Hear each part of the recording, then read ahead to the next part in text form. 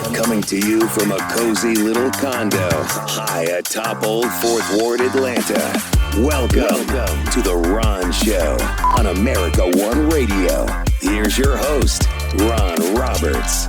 Hello, and thank you for listening to the show, whether it's on America One Radio, Progressive Voices via TuneIn, via podcast. You may hear it a little bit in my voice. I'm fighting something. In fact, I was on this project yesterday that I can't even talk about. It was a television project that, listen, as soon as they let me promote it, I'll promote it. But until then, I cannot. And I was fighting back the cough, the clearing my throat for hours. Not just on the set, but before I was on the set, because I didn't want them to say, "Are you sure you're okay? We don't know that you're going to..." I gutted it out. I gritted through it. Probably not my proudest moment, but nonetheless, we got through it with a lot of Dayquil and some, I have some cough syrup and some of the Ricola lozenges. Oh yeah, got through it. And this morning I awake and I feel like whatever it is that I've been fighting through, it first started out as one of those, like around 5, 6 o'clock in the daytime. You're like, oh my gosh, I just feel so lethargic. I just thought maybe I'd had a long day. And I look at my watch and it's only 5 o'clock. Why am I like ready for bed? And then Saturday came and I woke up and I felt better. You know how sometimes you have those little quick rebounds. I felt better. Good night's sleep helped out. Drank some orange juice and started, feeling a little bit of the tickle in the throat. Went out and played softball again, just by 5 o'clock that day, just exhausted. And on top of that, now I've got my legs are sore from running. And I thought, okay, it's just, sore from running. No, Sunday was bad. And that's when I started popping the Dayquil. And I immediately started feeling way better. Knowing that I had this thing on Tuesday, I went ahead and let the folks at the studio know, hey, there is the off chance that I may not be available Tuesday. And they're like, okay, well, just let us know that morning. So Monday came and went, kind of a similar cycle, only I really wasn't lethargic like I normally would be. I, got tired around 9:30 at night and went to bed around 10 o'clock. That's way more normal than it had been the few days beforehand. And then Tuesday came, yesterday, and I woke up and I'm like, okay, I think I can do this. But the cough was the worst thing. Like whatever I was ailing from, and by the way, I took a COVID test, came back negative twice. Whatever it was gone. The throat part, however, the drainage, what you need the Mucinex for, that's what was starting to plague me. And I felt fine. I told myself I could get through the coughing part, and I kind of did. But this morning, it's definitely affecting my voice. So that's what you're hearing. You're not going to get a lot out of me today, is what I'm saying. Here's what I'm going to do, however. I am going to share with you last night's closing argument from Vice President Kamala Harris, live from the park in front of the White House, the same park that Donald Trump gave his January 6th speech from, and then was crammed into a limousine and disallowed to go to the Capitol, as he said he was going to. He told his thousands of followers, meet you there, and then didn't show up. Spoiler alert, in case you did not watch the closing argument speech from Vice President Kamala Harris, she did not give a speech anything like that. She did not claim to be anyone's retribution. She did not try to stir up any sort of ambivalence to the outcome of the election results that we hope we'll get Tuesday night. No, she just made her closing argument. And there was an array of guest speakers beforehand. The entire event was about 2 hours and 10 minutes long.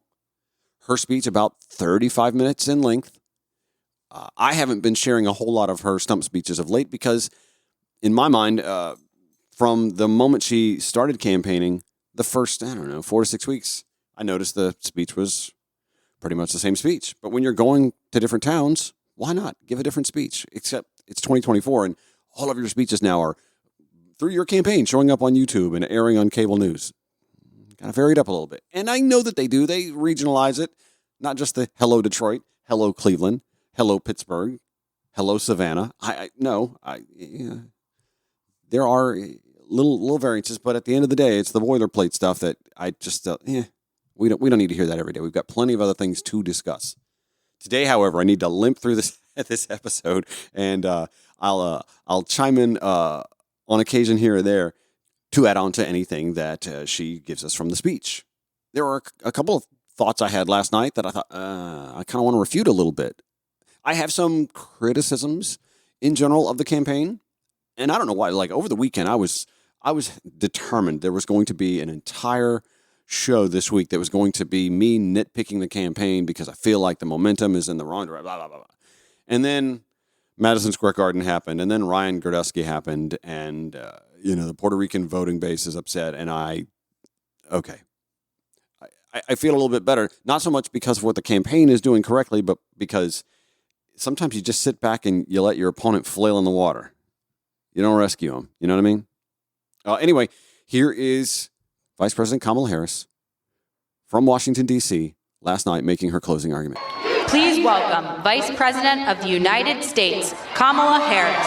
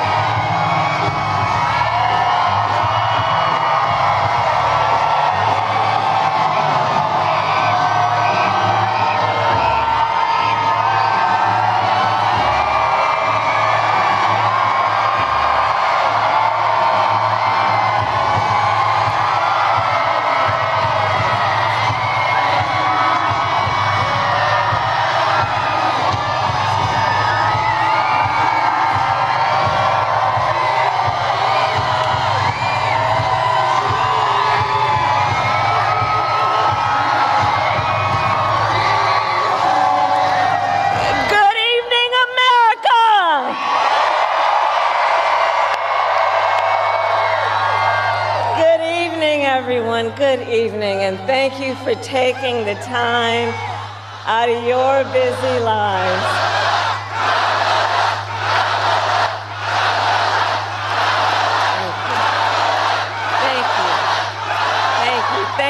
Thank you, everyone.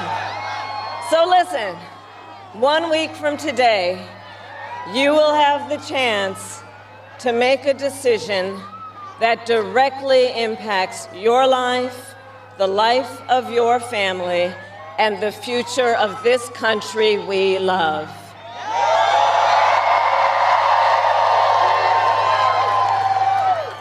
And it will probably be the most important vote you ever cast. And this election is more than just a choice between two parties and two different candidates. It is a choice about whether we have a country rooted in freedom for every American or ruled by chaos and division.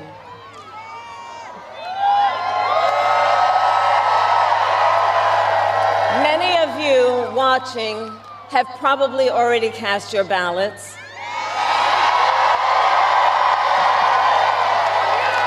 But I know many others are still considering who to vote for, or whether you'll vote at all. So tonight, I will speak to everyone about the choice and the stakes in this election. Look, we know who Donald Trump is. He is the person who stood at this very spot nearly 4 years ago and sent an armed mob to the United States Capitol to overturn the will of the people in a free and fair election. An election that he knew he lost. Americans died as a result of that attack.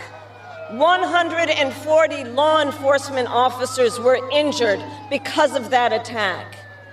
And while Donald Trump sat in the White House watching as the violence unfolded on television, he was told by his staff that the mob wanted to kill his own vice president.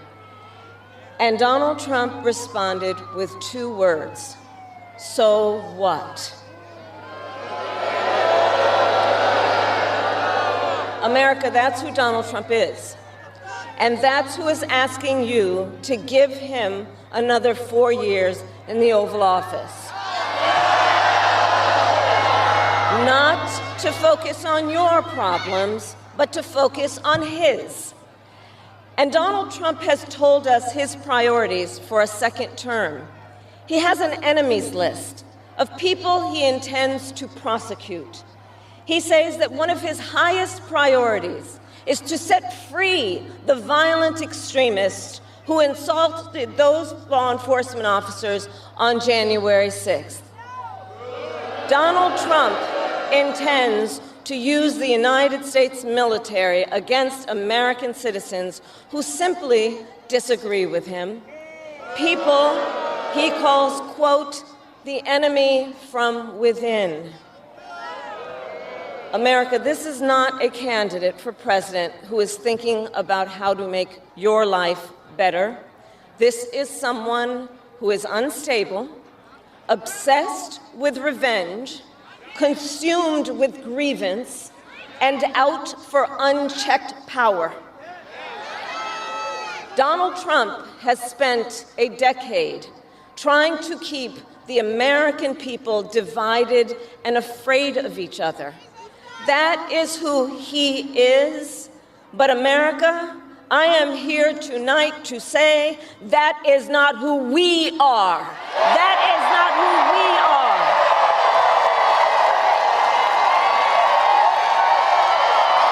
That is not who we are.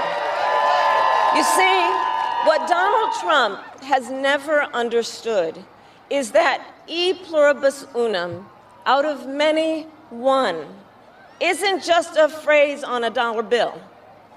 It is a living truth about the heart of our nation. Our democracy doesn't require us to agree on everything. In fact, we like good arguments from time to time. Just think of your own family, right? It's not the American way to not have disagreements. We don't shy away from robust debate. In fact, we like a good debate, don't we? We like a good debate. And the fact that someone disagrees with us does not make them the enemy within. That's right. They are family, neighbors, classmates, co-workers. They are fellow Americans. And as Americans, we rise and fall together.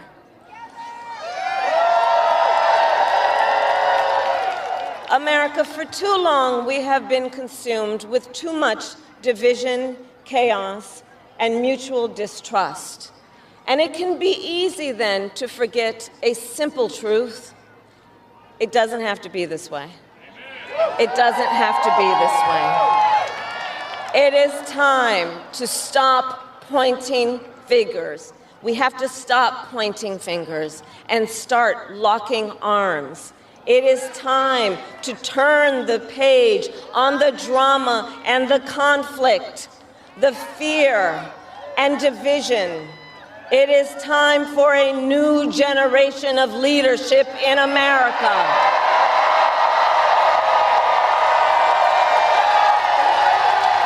And I am ready to offer that leadership as the next President of the United States of America.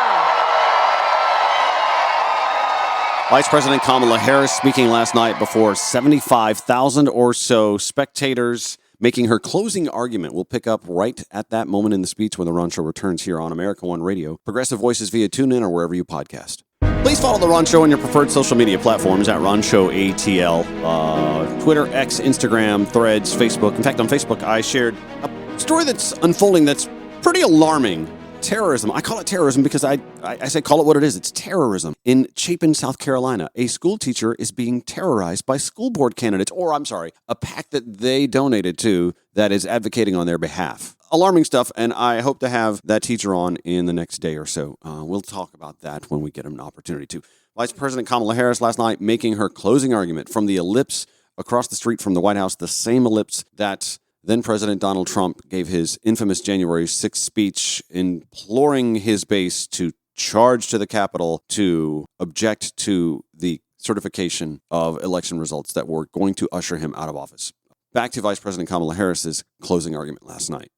Now look, let me say, I recognize this has not been a typical campaign.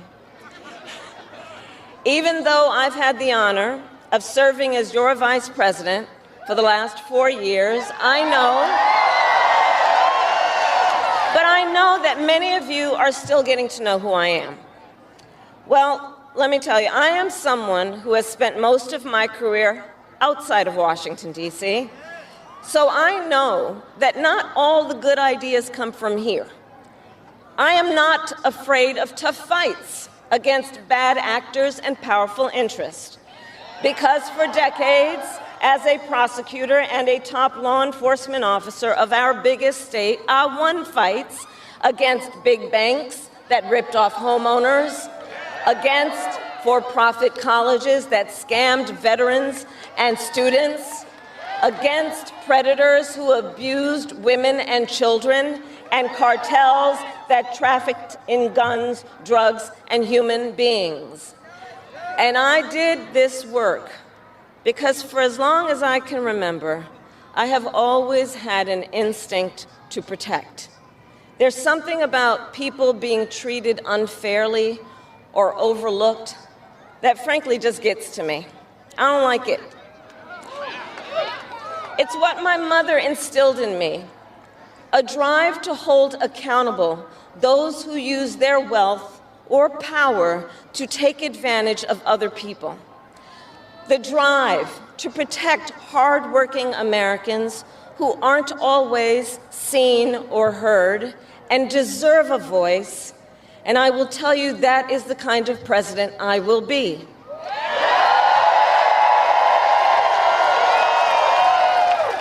And look, I'll be honest with you, I'm not perfect, I make mistakes, but here's what I promise you.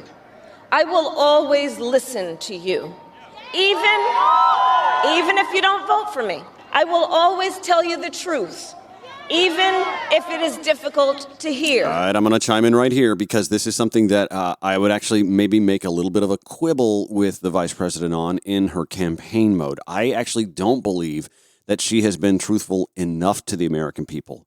And it's hard when you're running for office because you want to win people over, but sometimes you got to pop them on the back of the hand with the ruler like the old Catholic teachers might have done back in the Catholic elementary school days, right? We talk about all of the issues at the southern border, and the American people never seem to be told, a lot of this has to do with our comfortable way of life and our history as a nation and meddling in the affairs of other countries and tariffs on nations like Venezuela and Cuba and the effects it has on the people there who wind up being so oppressed economically by a radical government that they flee for a safer place to live. And well, where is that in the Western Hemisphere? What about climate change and the effects that climate change is having on those nations as well? I mean, could you imagine if cities and counties along the Tennessee-North Carolina border were telling folks from North Carolina, Western North Carolina impacted after Hurricane Helene, no, you can't come here. No, sorry. No, you're North Carolinian, stay on that side of the border. Sorry, no. But their area just got ravaged. They need somewhere to stay, at least temporarily. How inhuman, right?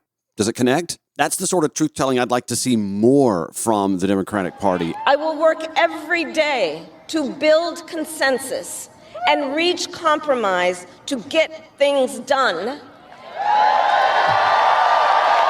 And if you give me the chance to fight on your behalf, there is nothing in the world that will stand in my way.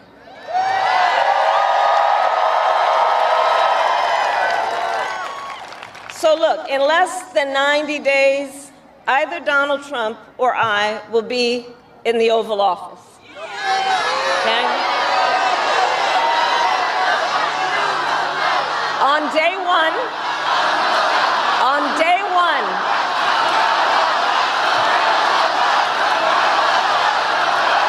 and on day one, if elected, Donald Trump would walk into that office with an enemies list. When elected, I will walk in with a to-do list.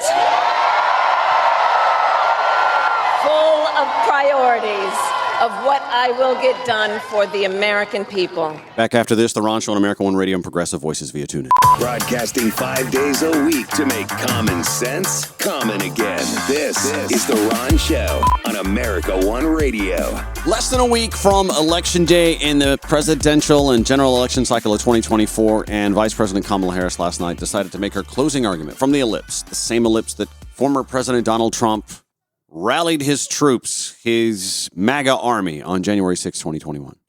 A poetic spot and a beautiful backdrop with the White House in the background and the fountain. It was just a pitch-perfect look, and the warm and also assertive demeanor that Vice President Kamala Harris, who is not just a politician but a woman politician, has to thread the needle with. We've had a friend of the show, Chitra Raghavan, on to discuss the warmth competence matrix. I feel like last night she really threaded the needle on this. I may reach back out to her to get her thoughts on that for sometime later in this week as well, or before Election Day Tuesday. Nonetheless, let's pick back up where we dropped off, where Kamala Harris had said that her opponent's going to walk in with a list of enemies to target, where she's going to go in with a to-do list. That was a fantastic turn of phrase. Right there we pick up. And I will work with everyone, Democrats, Republicans, and independents. They all say that. To help Americans who are working hard and still struggling to get ahead. I have been honored to serve as Joe Biden's vice president. But I will bring my own experiences and ideas to the Oval Office. My presidency will be different because the challenges we face are different. Our top priority as a nation 4 years ago was to end the pandemic and rescue the economy. Now, our biggest challenge is to lower costs that were rising even before the pandemic and that are still too high. I get it. I still remember our mother sitting at that yellow Formica table, late at night, cup of tea in hand, a pile of bills in front of her, trying to make it all work.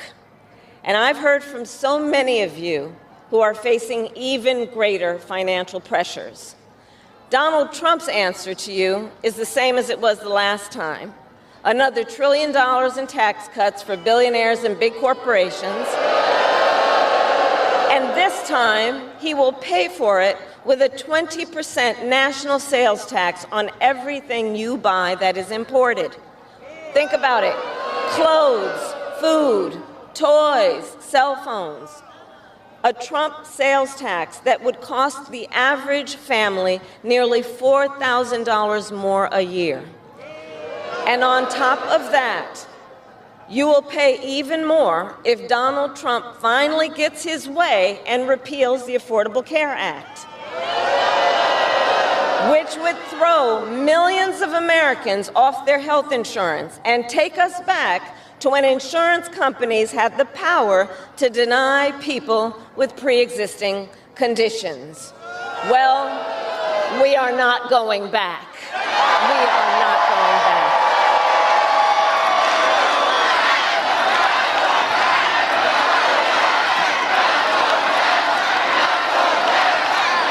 We are not going back, because we also know Donald Trump would deliver tax cuts to his billionaire donors. I will deliver tax cuts to working people and the middle class.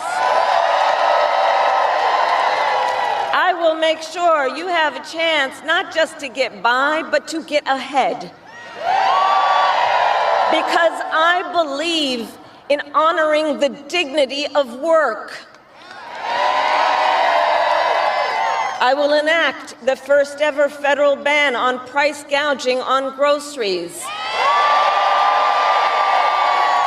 Cap the price of insulin and limit out-of-pocket prescription costs for all Americans. I will fight to make sure that hardworking Americans can actually afford a place to live.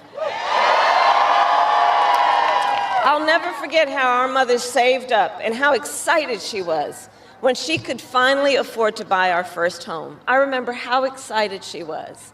And I know that owning a home is not only a measure of financial security, it's about the pride of your hard work. And as president, I will fight to help first-time home buyers with your down payment, take on the companies that are jacking up rents, and build millions of new homes. For years, we have heard excuses about why America can't build enough housing. Enough with the excuses. I'm going to cut the red tape and work with the private sector and local governments to speed up building and get it done. And the cost of housing isn't the only financial pressure on middle-class families. I have met so many young people who have a natural desire to parent their children well, but not always the resources to do it. So I'll fight for a child tax credit to save them some money, which will also lift American children out of poverty. I'll work to lower the cost of childcare, which is out of reach for too many working families today, and for too many people in the sandwich generation who are raising young children and taking care of a parent. Juggling all of it is extremely difficult. You know, I took care of my mother when she got sick, cooking food that she had a taste for, finding clothes that would not irritate her skin, and understand, as I do, that caregiving is about dignity. It is about dignity. And currently, if you need home care and you don't have some money to hire someone, you and your family need to deplete your savings to qualify for help. That's just not right. So we're going to change the approach and allow Medicare to cover the cost of home care so seniors can get the help and care they need in their own homes. Cannot overstate how important and how impactful those child tax care credits, the doubling of that, and then the whole Medicare coverage of home health care, how impactful that is for so many millions of families in this country. This is the first-time homebuyer tax rate. These are all fantastic programs to benefit the middle class, the working class American, and it's an important distinction to make. I know that Donald Trump is out there talking about the no tax on tips and the no tax on overtime and the no tax on... First of all, Democrats have been wanting those sorts of policies for a long time. Welcome to the party. I mean, find me a Democrat who would be opposed to these programs. I mean, obviously, they're going to want to have some exceptions to make sure that we're not talking about taxing on tips that wind up going to hedge fund millionaires and billionaires. I mean, obviously, there's going to be some carve-outs, right? Or would there be no caps whatsoever? I firmly believe that you're going to find so many of these folks who are making millions of dollars using those carve-outs as loopholes to keep their money instead of paying into the progressive tax that was enacted under FDR to try and get those who make more and do better to pay a little bit more because they benefit more from the American way of life. Back to Kamala Harris on Medicare and Medicaid and the distinctions she has between her and her opponent. Now, Donald Trump has a different approach. He tried to cut Medicare and Social Security every year he was president. Look, I believe that when people have worked hard their entire life, they deserve to retire with the benefits they have earned. And I believe in the fundamental freedom of Americans to make decisions about their own bodies and not have their government tell them what to do.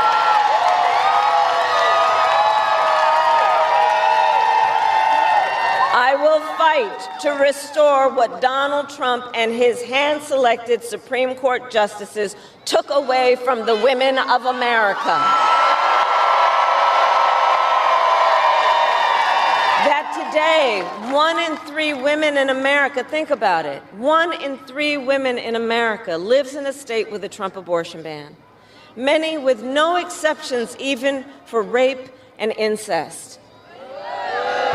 The idea that a woman who survives a crime of a violation to her body should not have the authority to make a decision about what happens to her body next, that is immoral. That is immoral. And Trump's not done.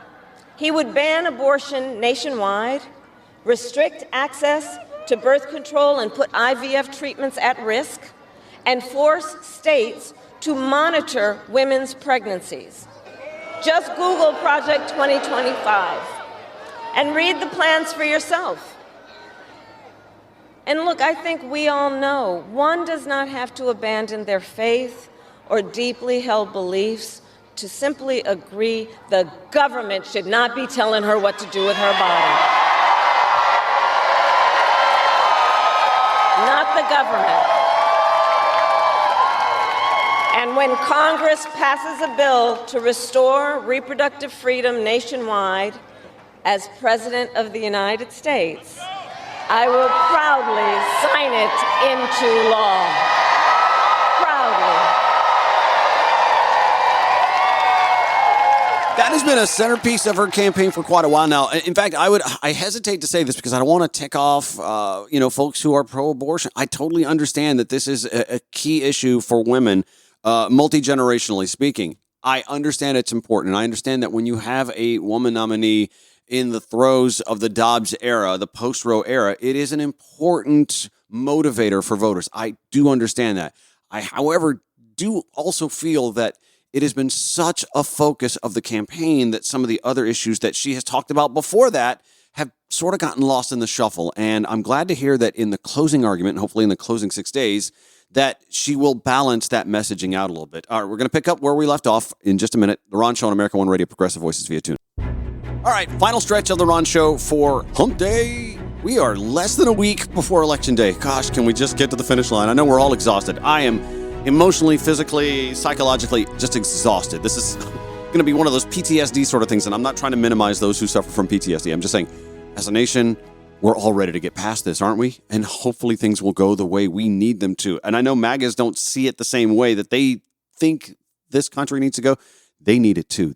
They're not aware. Kamala Harris last night making her closing argument pivoted to immigration. Let's pick up there. Politicians have got to stop treating immigration as an issue to scare up votes in an election. Amen.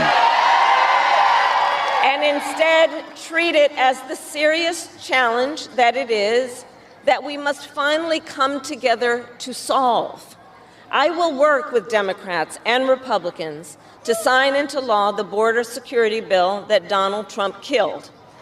When I was Attorney General of a border state, I saw the chaos and violence caused by transnational criminal organizations that I took on. And when I am president, we will quickly remove those who arrive here unlawfully, prosecute the cartels, and give Border Patrol the support they so desperately need. At the same time, we must acknowledge we are a nation of immigrants. And I will work with Congress to pass immigration reform, including an earned path to citizenship for hardworking immigrants like farm workers and our dreamers. As Commander-in-Chief, I will make sure America has the strongest, most lethal fighting force in the world. Donald Trump, on the other hand, has shown his contempt for our nation's heroes, calls them suckers and losers, called a 4-star Marine general a, quote, lowlife. I will always honor, never denigrate, the service and sacrifice of our troops and their families, and fulfill our sacred obligation to care for them. I will strengthen, not surrender, America's global leadership. And I will stand with our friends because I know that our alliances keep American people safe and make America stronger and more secure. Look, world leaders think that Donald Trump is an easy mark, easy to manipulate with flattery or favor. And you can believe that autocrats like Putin and Kim Jong-un are rooting for him in this election. I will always uphold our security, advance our national interest, and ensure that the United States of America remains, as we must forever be, a champion of liberty around the world.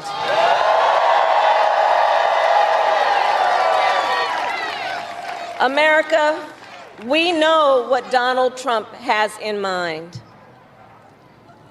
More chaos, more division, and policies that help those at the very top and hurt everyone else. I offer a different path, and I ask for your vote.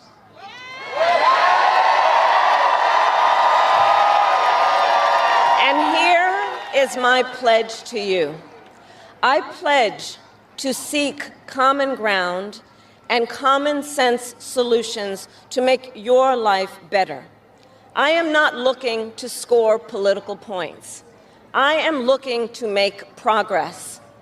I pledge to listen to experts, to those who will be impacted by the decisions I make, and to people who disagree with me.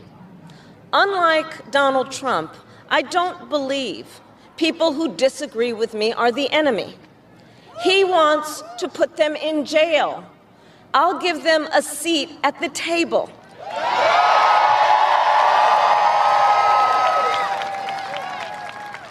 I pledge to you to approach my work with the joy and optimism that comes from making a difference in people's lives. And I pledge to be a president for all Americans. And to always put country above party and self.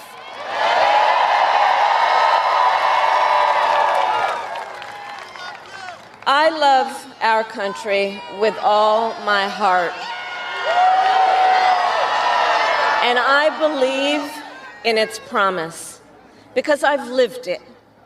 I grew up as a child of the Civil Rights Movement. My parents would take me to marches in a stroller, where crowds of people of all races, faiths, and walks of life came together to fight for the ideals of freedom and opportunity. I've lived the promise of America. I saw how hard our mother worked to give her daughters the same chances this country gave her. Growing up, I was blessed to have family by blood and family by love, who instilled in me the values of community, compassion, and faith that have always defined our nation at its best. I've lived the promise of America. I've spent my life fighting for the people who have been hurt and counted out, but never stopped believing that in our country, anything is possible. I've lived the promise of America, and I see the promise of America in all of you. In all of you. I see it in the young people who are voting for the first time, who are determined to live free from gun violence and to protect our planet and to shape the world they inherit. I see it in the women who refuse to accept a future without reproductive freedom, and the men who support them. I see it in Republicans who have never voted for a Democrat before, but have put the Constitution of the United States over party. I've have seen it in Americans different in many respects, but united in our pursuit of freedom, our belief in fairness and decency, and our faith in a better future. America, I know the vast majority of us have so much more in common than what separates us. I know it. And that's why I am in this race, to fight for the people, just like I always have.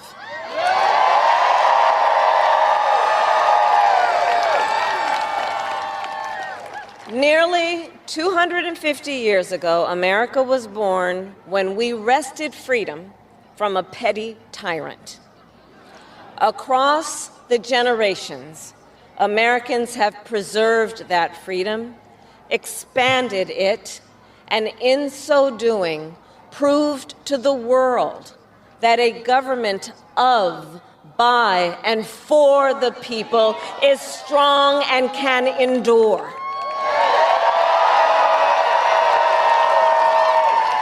And those who came before us, the patriots at Normandy and Selma, Seneca Falls and Stonewall, on farmlands and factory floors, they did not struggle, sacrifice, and lay down their lives only to see us cede our fundamental freedoms.